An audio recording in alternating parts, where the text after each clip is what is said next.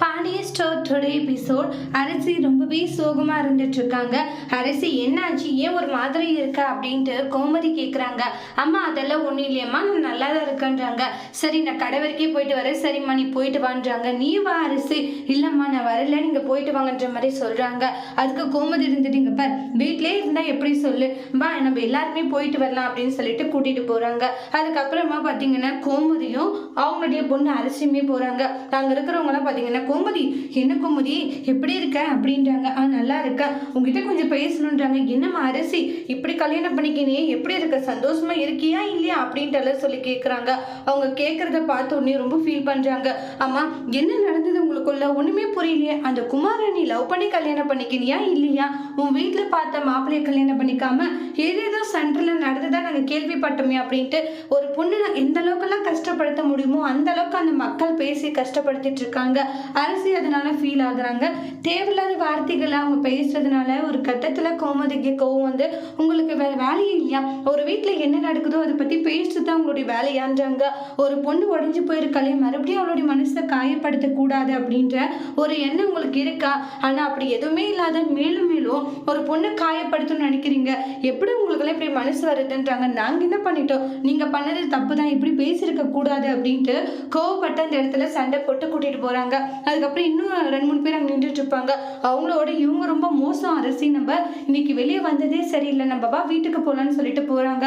அம்மா என்னம்மா நீ வா அரசி போகலாம் அப்படின்ற மாதிரி சொல்லி கூட்டிட்டு போவாங்க. மயில் இருந்துட்டேன், இப்படிதான் நடக்கும் அத்தை, இதுக்கெல்லாம் ஃபீல் பண்ண ஆகுமா சொல்லுங்க, ஊர்க்கார் வாயுங்களை நம்ம அடக்க முடியாது அப்படின்னு மயில சொல்லிட்டு இருக்காங்க. சுகன்யா இருந்துட்டு நான் ஏதாச்சும் உங்களுக்கு குடிக்க எடுத்துட்டு வரட்டுமா, ஏண்டி இங்க நடக்கிற பாதி பிரச்சனைக்கு காரணமே நீ தான், நீ மட்டும் பிளான் பண்ணி இவ்வளவு அனுப்பாத இருந்தா இவ்வளவு பிரச்சனை வந்திருக்காது, பண்ற எல்லா விஷயங்களையும் பண்ணிட்டு அப்படியே ரொம்ப நல்ல மாதிரி நடிச்சிட்டு இருக்கா அப்படின்னு கோவப்பட்டு சண்டை போட்டுக்கிட்டு இருக்காங்க. அதனால சுகன்யா ஃபீல் பண்ணிட்டு இருக்காங்க. அப்புறம் வெளியே போய் சுகன்யா கவலைப்படவும் தங்கமயில இருந்துட்டு, இங்க பாருங்க அத்தை பேசுனதை எதுவும் தப்பா எடுத்துக்காதீங்க, இல்லம்மா தங்கமயில அதெல்லாம் ஒண்ணும் இல்லை, ஆனா நான் என்ன பண்ண சொல்லுங்க, எப்ப பார்த்தாலும் என்னதான் ஏதாச்சும் ஒண்ணு சொல்லிக்கிட்டே இருக்காங்க, அது எனக்கு எவ்வளவு கஷ்டமா இருக்கு தெரியுமான்ட்டு ரொம்ப நல்லவங்க நடிக்கிறாங்க. ஃபர்ஸ்ட் கல்யாணம் நடந்துச்சு, என் புருஷன்கிட்ட நான் எவ்வளவு கஷ்டப்பட்டேன்னு எனக்கு மட்டும்தான் தெரியும், டிவோர்ஸ் கொடுக்க மாட்டேன்னு சொல்லிட்டான், ரொம்ப கஷ்டப்பட்டு போராடி தான் நான் அவங்ககிட்ட இருந்து அந்த விவாகரத்தை போய் வாங்கணுன்றாங்க. டிவோர்ஸ் வாங்கி முடிக்கிறதுக்குள்ள போதும் போதும் ஆயிடுச்சு, அப்புறம் ஒரு வாழ்க்கையில சந்தோஷமா இருக்கலாம்னு நினைச்சேன். அவங்களுடைய சோக கதையெல்லாம் சொல்ல மயிலும் ஃபீல் ஆகுறாங்க. சாரிப்பா என்னுடைய கஷ்டத்தை சொல்லி உனக்கும் கஷ்டமாயிடுச்சு, என் அக்கா ஏதாச்சும் கஷ்டத்துல இருக்கோம் போய் அக்காவுக்கு ஆறுதல் சொல்லிட்டு வரேன்னு சொல்லிட்டு சுகன்யா எதிர்த்து வீட்டுக்கு போயிடுவாங்க. அதுக்கப்புறமா பார்த்தீங்கன்னா கவலையோடு இருந்துட்டு இருக்காங்க. பாண்டி வராங்க. கோமதி என்ன ஆச்சுன்றாங்க. எங்க அப்பப்பா ஊருக்காரங்க என்னங்க பேச்சு பேசுறாங்க, இன்னைக்கு நானும் அரசி வெளியே போனோமா எப்படி கேட்டு அரசியை கஷ்டப்படுத்திட்டாங்கன்னுவாங்க.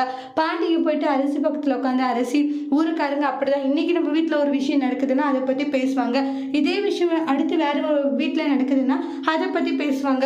மக்கள் இப்படிதான் நிமிஷத்துக்கு வேற மாதிரி மாத்தி மாத்தி பேசிக்கிட்டு தான் இருப்பாங்க, அதெல்லாம் நினைச்சு நம்ம கவலைப்படக்கூடாது அரசி, நிறைய விஷயத்த சொல்லி சமாதானப்படுத்துறாங்க. அப்பா எனக்கெல்லாம் ஒரு கஷ்டமும் இல்லப்பா, அம்மா தான் தேவையில்லாத சொல்லி ஃபீல் பண்ணிட்டு இருக்காங்க, ஏங்க அவங்க சொன்னதும் அப்படியே கண்ணில் தண்ணி வந்துடுச்சுங்க அவளுக்கு அப்படின்றாங்க.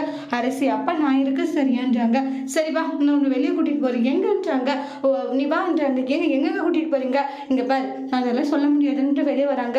அத்தை எங்கத்தை கூட்டிட்டு போறாரு மாமா, ஏண்டி மீனா முன்னாடி தானே அவர்கிட்ட கேட்டேன், அவர் சொன்னாரா என்ன, சரிவா வெளியே போய் பார்க்கலாம் அப்படின்வாங்க. ஒரு ஆட்டோவை நிற்க வச்சிருப்பாங்க. ஏப்பா இந்த ஆட்டோ யாருது, தெருமுனையில் இருக்கிறது இங்க வந்து நின்றுட்டு இருக்கு அப்படின்வாங்க.